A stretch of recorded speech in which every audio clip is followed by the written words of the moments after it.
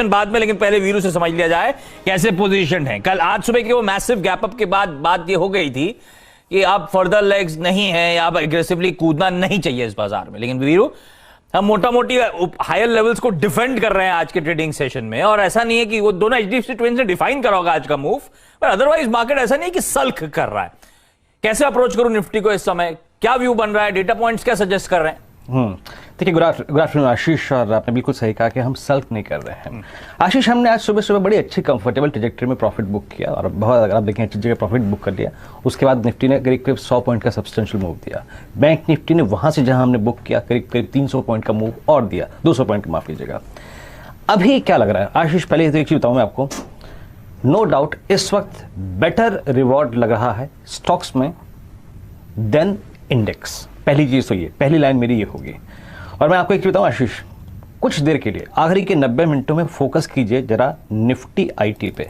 जनाब 36,467, देखिए हम निफ्टी बैंक पे बहुत बड़ा मूव ले चुके हैं आशीष। तो मैं, देखिए, इंडेक्स को ट्रेड तो कर नहीं सकते आप, लेकिन मैं लेवल नोट कर लीजिए आशीष, 36,468 का लेवल है और आप 90 मिनट बाद इसको देखिएगा। ये जो खूबसूरत ब्रेकआउट दे रहा है, इट इंडिकेट्स कि आखिरी के 90 मिनटों में ट्रेड है तो बेटर ट्रेड है निफ्टी आईटी में। चलिए, पहली बात ये हो गई। हमने आज सुबह सुबह 17,600 की कॉल पे निफ्टी पे ट्रेड बुक किया। निफ्टी में ही अगर आप देखें जोश है इस वक्त, याद रखिएगा। और क्यों? एक्सटेंडेड डिस्क्लेमर के साथ कि मैं आखिरी के 1 घंटे में एक रिलायंस में डेटा पॉजिटिव देख रहा हूं और शायद रिलायंस निफ्टी की आखिरी की तेजी को स्पॉन्सर करे। प्लीज रिलायंस का एक इंट्राडे सेटअप लेके आइएगा। ये सेटअप 2659 पे रिलायंस से आशीष। देखिए, मैं अंडरलाइन से मुझे कोई मतलब नहीं, इसका प्राइस कहां जाए कहां नहीं जाए, बट ये इंडेक्स को मदद करेगा लग रहा है। ठीक है, तो no stock specific view, but this will help Nifty. तो ऐसे में क्या करेंगे आशीष, जरा प्लीज निफ्टी की कॉल्स और पुट्स के स्टैट्स लेके आइएगा। बारीकी से देखिए क्या हुआ। एक जो दिन अमूमन आपको 100 से 125 पॉइंट का एक मूव देता आशीष, वो आपको 325 पॉइंट का स्विंग दे चुका है, thanks to HDFC and HDFC bank. लेकिन अब डेटा क्या कहता है? देखिए, कॉल राइटर हैं, लेकिन अगर आप पुट राइटर्स को देखिए, ये देखिए आपकी स्क्रीन पे, माफ कीजिएगा ये गलत आ गया स्टैट, माफ कीजिएगा, मैं आपको बताता हूँ जो मैंने रीड किया है। स्ट्रॉन्ग पुट राइटिंग आशीष हो रही है 18,000 की स्ट्राइक पे, 17,900 की स्ट्राइक पे, 17,800 की स्ट्राइक पे। तो मैं क्या करूँगा, देखिए सिंक होने की पॉसिबिलिटी है, ऐसा नहीं है, लेकिन मैं आशीष क्या करूँगा, निफ्टी आईटी पर लॉन्ग का व्यू रखूंगा। निफ्टी की मैं 18,200 की कॉल, जो कि अभी 120 पे ट्रेड कर रही है, करीब करीब 17,830 का स्टॉप लॉस लगाकर मैं उस पर फोकस करूंगा। और याद रखिएगा, मैं बैंक निफ्टी को ट्रेड नहीं करूंगा। बैंक निफ्टी में मात्र एक स्टॉक को पे फोकस करूंगा आशीष, और वो है कोटक। व्यू एनालिस्ट देंगे, मेरा कोई प्राइवेट व्यू नहीं है यहाँ पर, लेकिन 1825 पे ये स्टॉक जा रहा है आशीष अपने 200 डेमा को क्रॉस करने के लिए। तो final words, Nifty IT stocks पे फोकस, निफ्टी की 18,200 की कॉल पे फोकस, और कोटक महिंद्रा बैंक इन बैंक निफ्टी उस पे फोकस।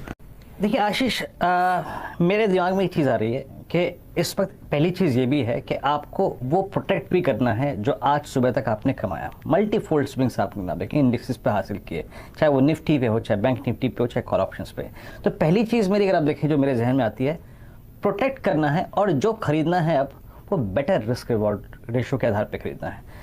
आपने कोटक पकड़ा आशीष, वहां से कोटक डे हाई पे बंद हो रहा है और 200 डेमा के ऊपर बंद हो रहा है। मेरा स्टॉक स्पेसिफिक व्यू नहीं है, लेकिन विद इन निफ्टी बैंक जो चल चुका था, मैंने उसको छोड़ के उस चीज को पकड़ा जो बेस पे था, तो वो एक प्रेफर्ड पिक रहेगी और इंडेक्सेस से बेहतरीन स्विंग ये देगा।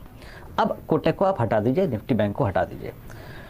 आशीष, एक चीज देखिएगा प्लीज, रिलायंस इंडस्ट्रीज का, और एक बार निफ्टी का क्रॉस चार्ट फायर करिए। 30 मार्च को निफ्टी का भाव था करीब करीब 17,400 और आज आपका निफ्टी खड़ा है 18,053 पे। तो आप समझ लीजिएगा कि उस दिन रिलायंस का भाव था 2770, 2670 और ये 2664 पे है। तो एक डिफरेंशियल क्रिएट हो गया है, क्योंकि पिछले 4 दिन से रिलायंस ने कंट्रीब्यूट नहीं किया है बाजार की तेजी पे।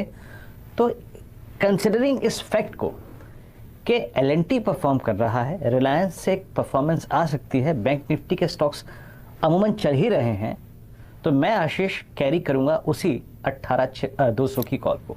हमने 40 पे पकड़ी थी, वो कॉल कैरी करिए, वही अगर आप देखें एक सुरक्षित विकल्प है। और इंडिसेस बहुत चल चुके हैं, लेकिन अगर स्टे लॉन्ग की अप्रोच रखनी है तो निफ्टी बैंक को नहीं छूंगा मैं चुपचाप 18,200 की उस कॉल को, जिसके लिए हम हार्डली अगर आप देखें 52 रुपये अब चुका रहे हैं, 2 बजे 40 रुपये चुकाए थे, इंट्राडे हाई लगा अभी कुछ देर पहले 60 का। सिंपली सिर्फ ये कॉल आशीष।